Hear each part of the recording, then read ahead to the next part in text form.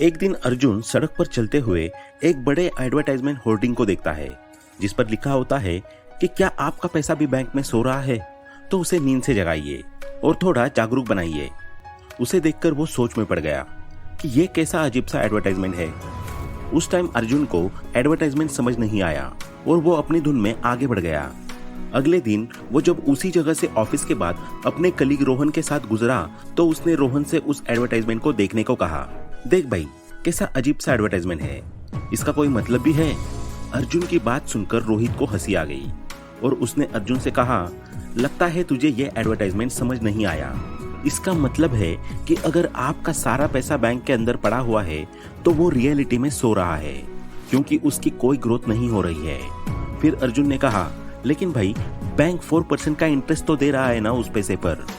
रोहन ने जवाब दिया, देख भाई 4% से कोई ग्रोथ नहीं होती और तुझे पता है एक साल में इन्फ्लेशन ही 7% से बढ़ जाता है और बैंक में तेरा पैसा बढ़ रहा है मात्र 4% से। अब तू ही बता, आने वाले सालों में बैंक में रखा तेरा पैसा बढ़ चुकी महंगाई से कैसे कम्पीट कर पाएगा। आगे अर्जुन कहता है, चल मान लिया कि बैंक में रखा हुआ पैसा उतना ग्रो नहीं कर रहा जितना उसे करना चाहिए, लेकिन सेफ्टी का क्या? बैंक में कम से कम पैसा सेफ तो बना रहता है। रोहन ने कहा, नहीं भाई ऐसा नहीं है, बैंक में पैसा रखना उतना भी सेफ नहीं है जितना तू सोच रहा है। क्या तुझे पता है कि अगर कल कोई बैंक डूब जाए जिसमें तेरे सारे पैसे रखे हुए हैं तो तुझे बैंक कितने पैसे लौटाएगा? अर्जुन ने कहा, पूरे ही लौटाएगा। और कितने लौटाएगा? रोहन ने हंसते हुए कहा, पूरे पैसे भूल जा भाई। एज पर द रूल्स अगर इंडिया में कोई भी बैंक डूबता है तो इस सिचुएशन में उस बैंक के अकाउंट होल्डर्स को मैक्सिमम 5 लाख रुपए तक ही रिटर्न किए जाएंगे, फिर भले ही आपके उस बैंक अकाउंट में करोड़ों रुपए क्यों न जमा रखे हो। रोहन की बात सुनकर अर्जुन शॉक हो गया और बोला, भाई मैंने तो अपने बैंक अकाउंट में 14 लाख रुपए जमा कर रखे हैं, अब उसका क्या करूं? रोहन ने कहा, अब क्या, टाइम रहते बैंक में से पैसे निकाल और अच्छे एसेट्स में इन्वेस्ट करना शुरू कर दे। अर्जुन बोला, एसेट्स ये क्या होता है भाई? आगे रोहन ने समझाते हुए कहा, एसेट वो होता है जो तुझे पैसा कमा कर दे, जबकि लायबिलिटी वो होती है जो तुझसे पैसा खींचती है। मान ले कि तूने एक कार खरीदी, अगर तू उसे सिर्फ अपने लिए इस्तेमाल कर रहा है तो वो लायबिलिटी है क्योंकि तुझे हर महीने पेट्रोल का खर्च, मेंटेनेंस का खर्च और ईएमआई भरनी पड़ेगी। लेकिन अगर तू उसी कार को ओला या उबर में काम पर लगाता है तो वो एसेट बन जाएगी क्योंकि अब वो गाड़ी तुझे पैसा कमा कर दे रही है।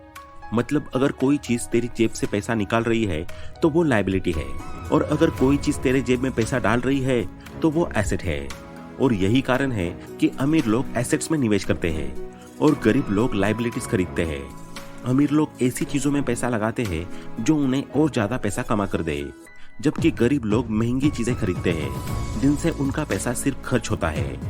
अर्जुन बोला, अच्छा तो अब मुझे एसेट्स पर ध्यान देना चाहिए और लायबिलिटी से बचना चाहिए। रोहन ने कहा, हाँ बिल्कुल, अब मैं तुझे 4 ऐसे बेहतरीन एसेट्स के बारे में बताता हूँ जो तुझे सच में अमीर बना सकते हैं। Asset number 1, digital assets. Digital assets का मतलब है कि तेरे पास ऐसा कोई डिजिटल कंटेंट या प्रॉपर्टी हो जो तुझे लगातार पैसे कमा कर दे, जैसे website, YouTube channel, online course, NFT, digital products etcetera. Digital assets उन प्रॉपर्टीज को कहते हैं जो इंटरनेट पर मौजूद होती है और बिना किसी फिजिकल इन्वेंट्री के भी तुझे लगातार पैसा कमा कर दे सकती है। डिजिटल एसेट्स का सबसे बड़ा फायदा यही है कि एक बार इसे सही तरीके से बना लिया तो ये बार बार पैसे कमा कर देता रहेगा। अब मैं तुझे 4 सबसे पावरफुल डिजिटल एसेट्स के बारे में बताता हूँ जिनसे लोग आज लाखों करोड़ों रुपए कमा रहे हैं। First, YouTube channel. मान ले अगर तेरा यूट्यूब पर एक चैनल है जिस पर तू फाइनेंस या एजुकेशन से रिलेटेड अच्छा कंटेंट अपलोड करता है और धीरे धीरे तेरे चैनल पर ऑडियंस ग्रो होने लगती है, तो अब तू यहाँ से 2 तरीके से पैसे कमा सकता है। फर्स्ट, यूट्यूब एडसेंस से और सेकंड, अपने वीडियो में एडवर्टाइजिंग और स्पॉन्सरशिप करके अच्छी कमाई कर सकता है। Second, blogging and affiliate marketing. अगर तुझे लिखना पसंद है तो तू एक ब्लॉगर भी बन सकता है जिसमें ब्लॉग पर आर्टिकल लिखकर गूगल एडसेंस से पैसा कमा सकता है। इसके अलावा एफिलिएट मार्केटिंग यानी अमेज़न, फ्लिपकार्ट जैसी कंपनियों के प्रोडक्ट्स को प्रमोट करके भी अच्छी कमाई की जा सकती है। जब कोई तेरे लिंक से खरीदारी करता है तो तुझे कमीशन मिलता है। Third, digital products. Digital products जैसे कि e books, online courses, graphics, website templates, software etcetera, जिसे एक बार बनाने के बाद अनगिनत बार बेच सकते हैं। अगर तू किसी चीज में एक्सपर्ट है जैसे कि प्रोग्रामिंग, फोटोग्राफी, ग्राफिक डिजाइनिंग, तो तू उसके रिलेटेड ऑनलाइन कोर्स बना सकता है और उसे बेचकर काफी अच्छी इनकम जनरेट कर सकता है। Fourth, NFTs। आजकल डिजिटल आर्ट और NFTs का क्रेज काफी बढ़ रहा है। लोग अपने डिजिटल आर्टवर्क को NFTs में बदलकर लाखों करोड़ों में बेच रहे हैं। NFT एक तरह का डिजिटल कलेक्टेबल होता है जिसे ब्लॉकचेन टेक्नोलॉजी पर सुरक्षित रखा जाता है और इसकी वैल्यू समय के साथ बढ़ सकती है। आगे अर्जुन पूछता है, मतलब अगर मैंने आज कोई अच्छा डिजिटल एसेट बना लिया तो वो मुझे सालों तक पैसे कमा कर दे सकता है। रोहन ने कहा, हाँ बिल्कुल, यही वजह है कि डिजिटल एसेट्स आज के टाइम में सबसे स्मार्ट इन्वेस्टमेंट माने जाते हैं। अब आते हैं एसेट नंबर 2 पर, जो है फार्मिंग एंड एग्रीकल्चर इन्वेस्टमेंट। आज के समय में फार्मिंग और एग्रीकल्चर इन्वेस्टमेंट अब पुरानी पारंपरिक खेती तक सीमित नहीं है। आजकल लोग organic farming, green house technique और कमर्शियल प्लांटेशन में इन्वेस्ट करके मोटा मुनाफा कमा रहे हैं। अब इसमें 3 ऐसे तरीके हैं जिसमें इन्वेस्ट करके अच्छा पैसा बनाया जा सकता है। पहला तरीका है ऑर्गेनिक फार्मिंग। आज के जमाने में लोग केमिकल युक्त अनाज और सब्जियों से बचना चाहते हैं और हेल्दी खाने पर ज्यादा पैसा खर्च करने को भी तैयार है। इसलिए अगर कोई ऑर्गेनिक फार्मिंग शुरू करता है तो उसे मार्केट में हाई प्राइस पर प्रोडक्ट बेचने का फायदा मिलेगा। दूसरा तरीका है हाइड्रोपोनिक्स और वर्टिकल फार्मिंग। ये मॉडर्न टेक्नोलॉजी पर आधारित खेती के तरीके हैं जिसमें बहुत कम जगह में भी ज्यादा उत्पादन किया जा सकता है और आज के समय में शहरों में ये तरीका तेजी से पॉपुलर हो रहा है। तीसरा तरीका है कमर्शियल प्लांटेशन, मतलब ऐसी फसलें जिनकी डिमांड लंबे समय तक बनी रहे, जैसे बांस, चंदन, एलोवेरा और ड्राई फ्रूट्स, जिसमें चंदन और बांस की खेती तो 8-10 सालों में करोड़ों रुपए का मुनाफा दे सकती है। इसके अलावा सरकार भी एग्रीकल्चर इन्वेस्टमेंट को बढ़ावा देने के लिए कई सब्सिडी और लोन स्कीम भी देती है। इस पर अर्जुन कहता है, पर मेरे पास ऐसी कोई जमीन या जगह नहीं है जिस पर मैं फार्मिंग या एग्रीकल्चर से रिलेटेड कुछ कर सकूं। रोहन जवाब देते हुए कहता है, अगर तेरे पास खुद की जमीन नहीं है तो तू फार्मिंग से जुड़े स्टार्टअप्स या एग्रीकल्चर फंड्स में भी निवेश कर सकता है। आज के समय में बहुत सी कंपनियां स्मार्ट फार्मिंग कर रही है जिसमें निवेशकों का पैसा इस्तेमाल होता है और बदले में उन्हें अच्छा रिटर्न भी मिलता है। अब देखते हैं नेक्स्ट एसेट नंबर 3, जो है peer to peer lending platforms. P2P lending का मतलब है कि हम डायरेक्ट किसी भी जरूरतमंद लोगों को लोन देकर बदले में अच्छा ब्याज कमा सकते हैं। मतलब बैंक की बजाय हम खुद लोगों को लोन दे सकते हैं। आज के टाइम में ऐसे कई ऑनलाइन प्लेटफॉर्म्स हैं जैसे कि लेनदेन क्लब, लैंडबॉक्स, i2i फंडिंग एक्सेट्रा, जो इस प्रोसेस को आसान बनाते हैं। इसमें हमें 10 से 15% तक का सालाना ब्याज मिल सकता है, जबकि बैंक सिर्फ 4 से 6% का ही ब्याज देती है। इस पर अर्जुन पूछता है, लेकिन इसमें रिस्क भी होगा ना? अगर उधार लेने वाला पैसा न लौटाए तो? रोहन जवाब देते हुए कहता है, बिल्कुल सही सोचा, लेकिन इसमें रिस्क कम लेने का भी तरीका है। पहला, तुझे अपना पूरा पैसा एक ही व्यक्ति को उधार देने की बजाय कई उधार लेने वालों में बांटना चाहिए। इससे अगर कोई एक न चुका पाए तो बाकी से तुझे रिटर्न मिलता रहेगा।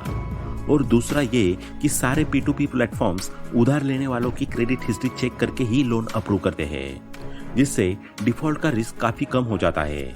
इस तरह लोगों को लोन देकर ज्यादा मुनाफा कमा सकते हैं और यही कारण है कि P2P लेंडिंग का क्रेज आजकल तेजी से बढ़ रहा है और लोग बैंक की बजाय इस मॉडल को अपना रहे हैं। अब देखते हैं लास्ट एसेट नंबर 4, जो है हाई रेंटल प्रॉपर्टी।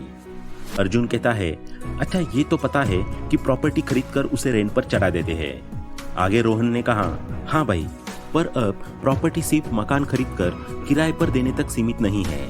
आज के समय में कई तरह के स्मार्ट इन्वेस्टमेंट मॉडल आ चुके हैं। जैसे पहला तरीका है को लिविंग स्पेस। आजकल बड़े शहरों में स्टूडेंट्स और प्रोफेशनल्स को सस्ते किराए के लिए को लिविंग स्पेस की जरूरत होती है। इसमें बड़े अपार्टमेंट को छोटे छोटे हिस्सों में बांटकर ज्यादा किराया लिया जाता है, जिससे एक ही स्पेस 2-3 प्रॉपर्टी के बराबर कमा कर देता है। दूसरा तरीका है कमर्शियल प्रॉपर्टी, जैसे ऑफिस, दुकानें और वेयर हाउस जैसी जगहों को किराए पर देना बहुत ज्यादा फायदे का सौदा होता है, क्योंकि इनका किराया रेसिडेंशियल प्रॉपर्टी से कई गुना ज्यादा होता है। और तीसरा तरीका है एयरबीएनबी और हॉलिडे रेंटल्स। अगर किसी टूरिस्ट लोकेशन पर प्रॉपर्टी खरीदकर उसे एयरबीएनबी पर लिस्ट कर दे तो होटल से भी ज्यादा किराया मिल सकता है। एक नॉर्मल फ्लैट अगर महीने का 20,000 रुपए कमा कर देता है तो वही प्रॉपर्टी को एयरबीएनबी पर लिस्ट करने से महीने का 50,000 से 70,000 तक की इनकम कमा सकते हैं। आगे अर्जुन पूछता है, मतलब अगर मैं सही जगह पर सही प्रॉपर्टी में इन्वेस्ट करूं तो रेंट से ही मेरी अच्छी इनकम हो सकती है। रोहन कहता है, हाँ बिल्कुल, यही वजह है कि ज्यादातर अमीर लोग ज्यादा से ज्यादा प्रॉपर्टी खरीदते हैं और उन्हें रेंट पर देकर पैसा बनाते हैं। तो दोस्तों, यही वो 4 एसेट्स है जो आपको जल्दी अमीर बना सकते हैं, और जितने ज्यादा एसेट्स आपके पास होंगे उतना ही आपकी इनकम भी ज्यादा होगी और आप जल्दी से जल्दी फाइनेंशियल फ्रीडम भी अचीव कर सकते हैं। तो दोस्तों, आज के इस वीडियो में इतना ही। आशा करते हैं कि आपको ये वीडियो पसंद आया होगा। वीडियो पसंद आया हो तो लाइक करें, शेयर करें और चैनल को सब्सक्राइब करना ना भूलें। Thanks for watching.